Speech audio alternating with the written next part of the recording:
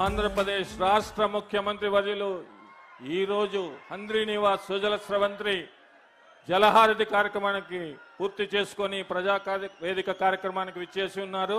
మరి నందికొట్కూరు గౌరవ శాసనసభ్యులు వారిని ఈ అధ్యక్షత వహించి దీన్ని ముందుకు తీసుకెళ్లవలసిందిగా కోరుతున్నాం.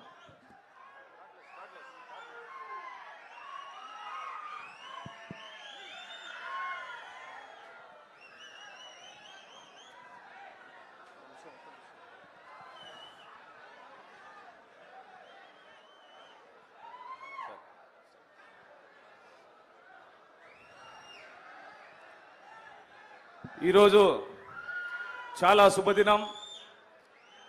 ఎందుకంటే హంద్రీ నివాస్ సుజల స్రవంతి బటన్ ఆన్ చేసి జలహారతి కార్యక్రమానికి ముఖ్య అతిథిగా విచ్చేసినటువంటి గౌరవనీయులు పూజులు విజనరీ 2047 దర్శకునియుడు స్వచ్ఛాంధ్ర కార్యదర్శుడు అపర భగీరథుడు రాష్ట్ర ముఖ్యమంత్రి వర్యులు శ్రీ నారా చంద్రబాబు నాయుడు గారికి నమస్కారములు.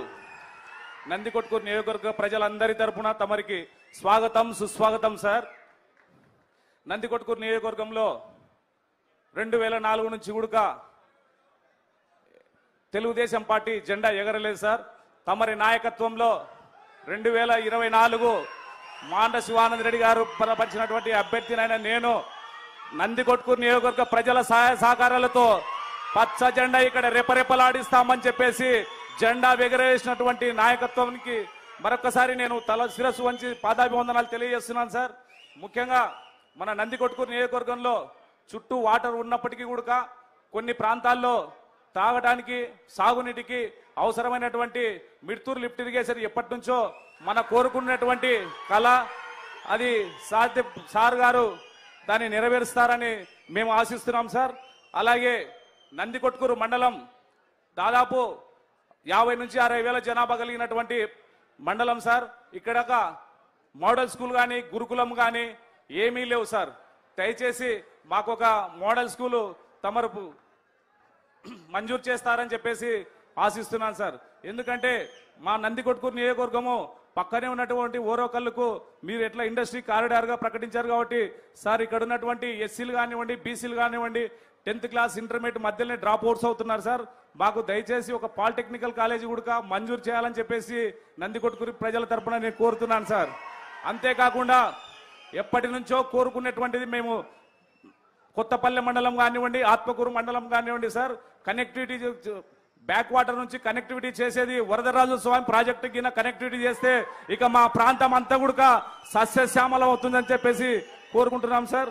అలాగే ఏదైతే సర్వం కోల్పోయినటువంటి శ్రీశైలం నీటి ముంపు బాధితులకు 98 జీవోలో దాదాపు ఒక 1000 పోస్టుల దాకా మిగిలిపోయినాయి సార్.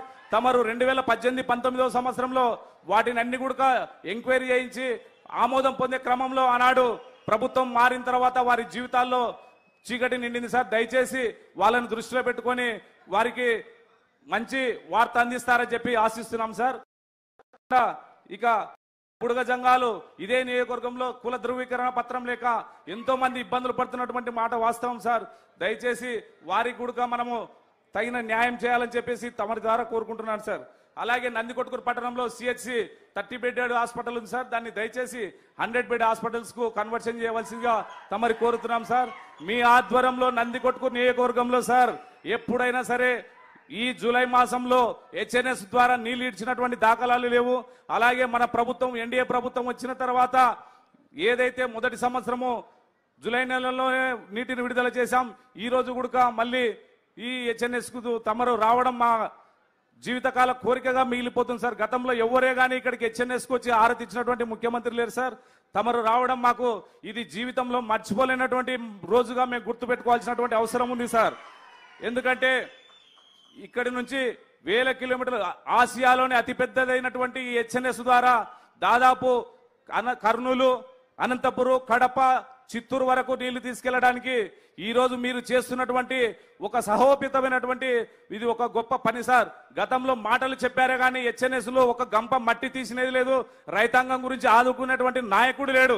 ఈ రోజు మీరు వచ్చిన తర్వాత ప్రాజెక్టులు పరిగెడుతూ అభివృద్ధి అంతా కూడా రాష్ట్ర వ్యాప్తంగా సమానంగా చేస్తూ ఒకవైపు అభివృద్ధి ఒకవైపు పరిపాలన అంతా కూడా ప్రజలకు చేస్తున్నటువంటి మేలులో ఇవాళ చాలా గుర్తుండిపోయేటువంటి దినాలు సార్.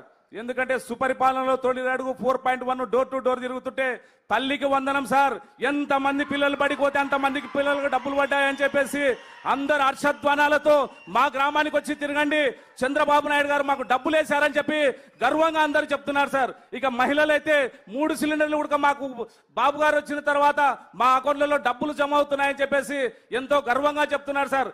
అవ్వాతాతలు ఏదైతే 3,000 ఉన్నటువంటి పెన్షన్ 4,000 చేసిన తర్వాత ఇవాళ రాష్ట్ర వ్యాప్తంగా కూడా ఒకటే అనుకుంటున్నారు సార్. ఆనాడు 200 ఉన్నటువంటి పెన్షన్ 2,000 వరకు తెచ్చింది చంద్రబాబు నాయుడు గారు. మరి 2,000 ఉన్నటువంటి పెన్షన్ 3,000 చేయడానికి ఒక పెద్ద ఆయన వచ్చి మాటలు చెప్పి పోయాడు కానీ సంవత్సరానికి 250 పెంచాడు. కానీ ఈ రోజు ఎలక్షన్ వచ్చిన తర్వాత 2024 ఏప్రిల్ మాసం నుంచే 3,000 ఉన్నటువంటి పెన్షన్ 4,000 ఇవ్వడం జరిగింది. అవతాతలకు వికలాంగులకు వచ్చేసి 3,000 ఉన్నటువంటి